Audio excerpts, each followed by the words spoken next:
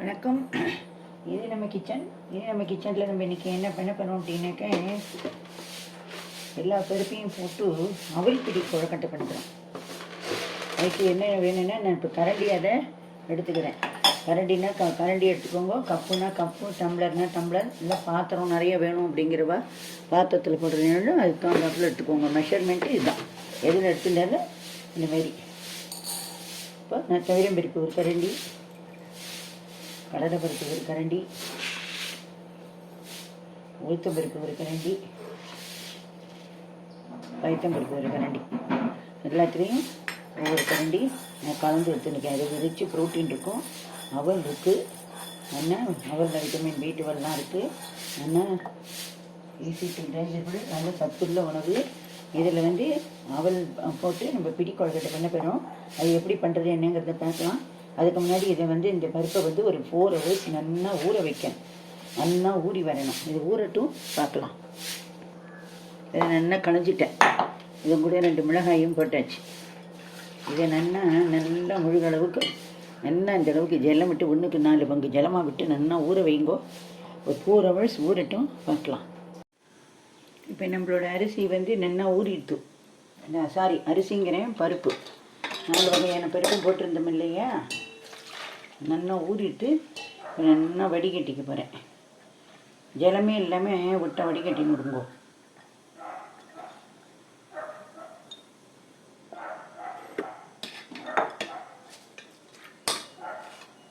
ஜலம் இல்லாமல் நல்லா வடிகட்டிட்டு இதுமாரி மிக்ஸி ஜாரில் போட்டுடணும். அதில் இந்த 2 மிளகாயும் போட்டுவிட்டேன். இந்த பிறகு ஈரம் வடிகிறது. ஒட்டை ஈரத்தை வடிச்சிருங்கோ.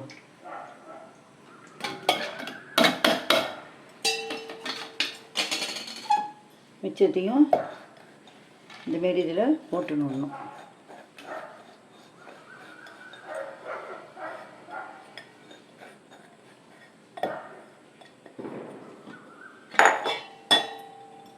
இதில் இப்போ என்னென்னலாம் நம்ம சேர்க்க போகிறோன்னாக்கே, 2 பச்சை மிளகாய், பிறகு இந்த அளவுக்கு இஞ்சி.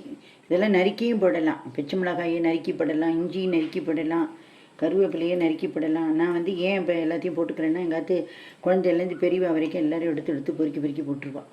அதனால் இதெல்லாம் வயிற்றுக்குள்ளே போகணும் இல்லையா, அதுக்காக நான் இதெல்லாம் அரைச்சி விட போகிறேன். இதன் கூடயே பெருங்காய ஜலத்தையும் விட்டுக்க போகிறேன்.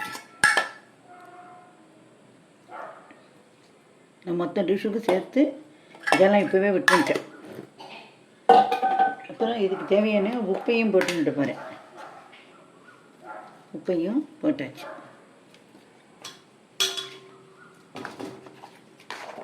இதை ஒரு கோர்ஸாக அரைச்சின்னு விடணும். அரைச்சின்ட்டு பார்க்கலாம். இப்போ நான் இதை அரைச்சின்னு வந்துட்டேன். ஒரு கோர்ஸாக அரைச்சிட்டுருக்கேன்.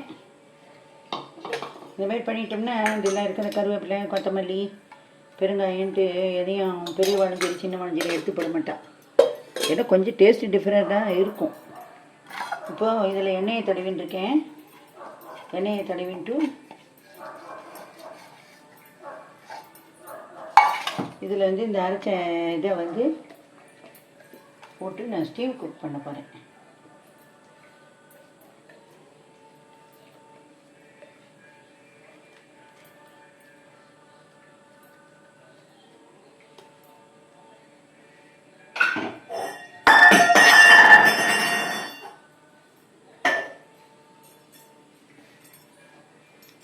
இப்போ இதுமாரி நல்லா தட்டின்னு விடணும்.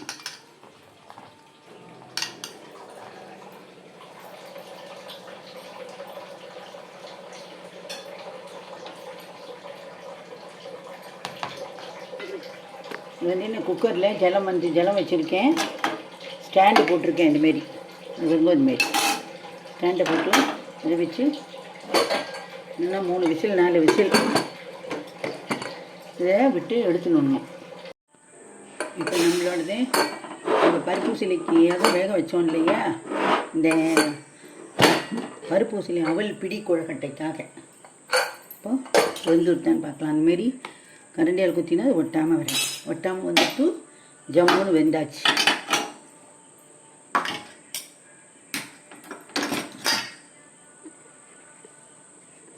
இப்போ இது நல்லா ஆறின உடனே பாருங்க இதுமாரி கொஞ்சம் ஆறணும். ஆறினோடனே இல்லை ஜம்முன்னு வந்துடும். ஆறட்டும் பார்க்க. இந்தமாரி நல்லா உரித்து விட்டுக்கணும். இந்த பரட்டி இதுலேருந்து எடுத்துக்கணும். நீங்கள் எண்ணெய் தடவிட்டு விட்டால் தான் அதுமாரி எடுக்க வரும். இப்போ கேக்கெலாம் பேக் பண்ணுறோம் இல்லையா, அந்தமாரி தான் இதுமாரி க்ரீஸ் பண்ணணும். இப்போ இது நல்லா ஆறணும். நான் ஃபேன் போட்டிருக்கேன். நல்லா ஆறினதுக்கப்புறம் மிக்ஸி ஜாரில் போட்டு இதை நல்லா பவுடராக பண்ணிக்கணும். இது பவுடர் பண்ணிட்டதுக்கப்புறம் அதாவது கோர்ஸாக தான் இது பண்ணிவிட்டு உங்களுக்கு காட்டுறேன் நான் எப்படின்னு. நான் என்ன பண்ணுறேன், இந்த அவலில் ஒயிட் அவல் நல்லா ஜலத்தை விட்டு வெந்நீரை விட்டு நல்லா 10 நிமிஷமாக நான் நல்லா ஊற வச்சுருக்கேன். இதுக்கெல்ல இப்படி இப்போ இதை நல்லா ஆற வச்சுட்டு அதுக்கப்புறமா அது ஆறிடும். நான் எனக்கு இந்த பருப்பூசணி ஆறி இதை மிக்சியில் பவுடர் பண்ணி அதை பருவம் அதை எடுத்துட்டு வரதுக்கு இதை நல்லா ஆறிடும். நீங்கள் வெந்நீர் விடாமல் இது பண்ணணும் அப்படின்னு நினச்சேன்னா ஒரு 1/2 hour முன்னாடியே ஊற வைங்க. வெந்நீர் விட்டுனா 10 நிமிஷத்தில் ஊறிடும். நல்லா ஊறணும். நல்லா ஊறினா தான் பிசைய வரும்.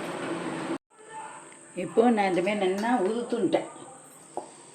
மிக்ஸி ஜார்லேருந்து இப்படி உதுத்துன்ட்டேன். இப்போ இதை நம்ம அடுப்பில் வச்சு எப்படி பண்ணுறது அப்படிங்கிறத பார்க்கலாம்.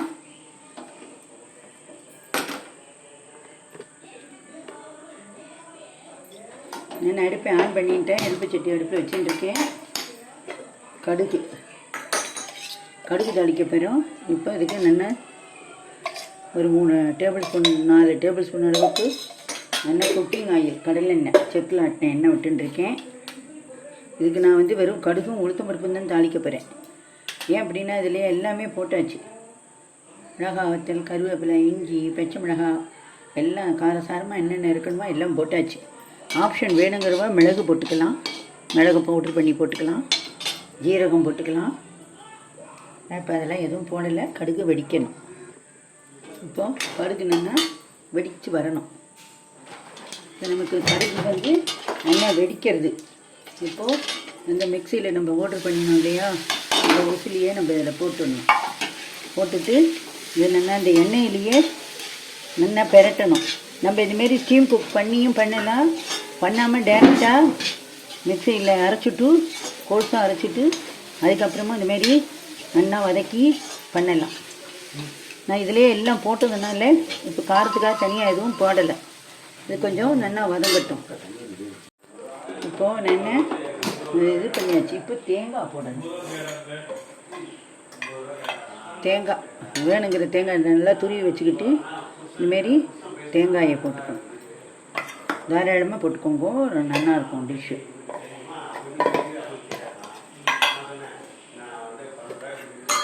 தேங்காயாக இருந்ததுன்னா இன்னும் நல்லாயிருக்கும். நம்ம இது நல்லா ஒரு பரட்டு நல்லா பரட்டின்னுடணும். நல்லா பரட்டின்ட்டு இப்போ நம்ம நல்லா அவல் வெந்நீர் விட்டு ஊற வச்சுருக்கோம் இல்லையா, நான் அடுப்பு ஆஃப் பண்ணிடுறேன். அவலை இதுமாரி நல்லா ஊற வச்சுருக்கோம். இந்த அவலை எடுத்து அதில் போட்டு நல்லா பரட்டணும். பரட்டி ஆறினதுக்கு அப்புறம் உருண்டை பிடிக்கும். நல்லா இதுமாரி அவலை நல்லா இதில் எடுத்து போடுங்க.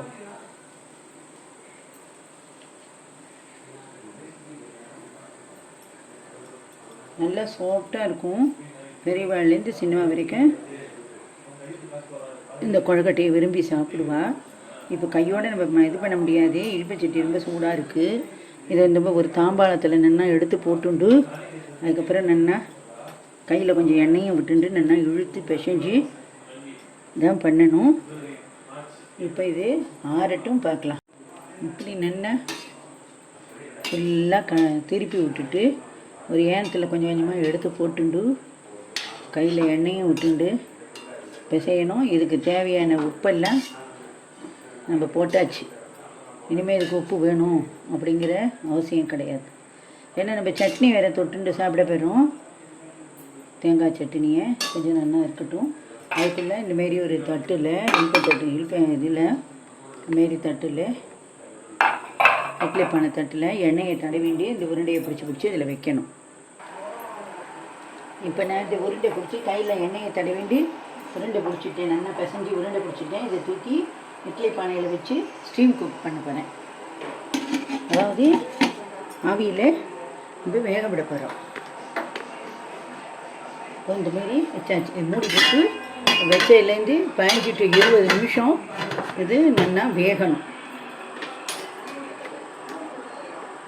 அடுத்தது நான் வந்து இப்போது 2வது ஏடு இதுக்கு தட்டில் எண்ணெயெல்லாம் விட்டுண்டு எண்ணெய் தடவிட்டு மறுபடியும் இன்னும் ஒரு ஸ்டீம் குக் பண்ண போகிறேன். இந்தமாரி அது வேகிறதுக்குள்ளே நம்ம இதில் ரெடி பண்ணி வச்சுக்கிட்டோம்னா நமக்கு சரியாக இருக்கும். இதெல்லாம் தடவிட்டு ரெடி பண்ணிவிட்டு காட்டுறேன். பருப்பூசலியிலே ஒயிட் அவல் அதை பேஸ் பண்ணி இந்த கொழக்கட்டை பண்ணியிருக்கேன். இதுக்கு ஆயில் எண்ணெய் வந்து ரொம்ப கம்மி, ஹெல்த்தி ஃபுட்டு. அவலில் வந்து விட்டமின் B12 இருக்குது, ஃபைபர் கண்டென்ட் இருக்குது. தேங்காய் சட்னி அரைச்சிருக்கேன் இதுக்கு தொட்டுக்கிறதுக்கு. இதுலேயும் நிறைய தேங்காய் போட்டிருக்கேன். இது வந்து பருப்பூசலி மாரி பண்ணி நம்ம பண்ணுறதுனால ரொம்ப சாஃப்டாகவும் நல்லா மெத்துன்னு இருக்கும். நல்லா ஈஸி டைஜஸ்டபுள். நீங்களும் பண்ணி பாருங்க. இப்போ நம்மளுது 20 நிமிஷம் ஆயிடுத்து. வெந்துட்டான்னு பார்ப்போம்.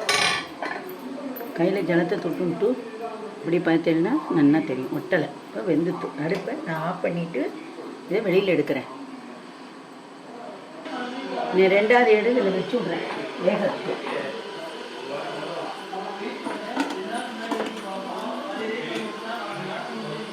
இப்போ இதை மூடிட்டா இது ஒரு 20 நிமிஷம் வேகணும். இது நல்லா உள் வரைக்கும் வெந்துடும்.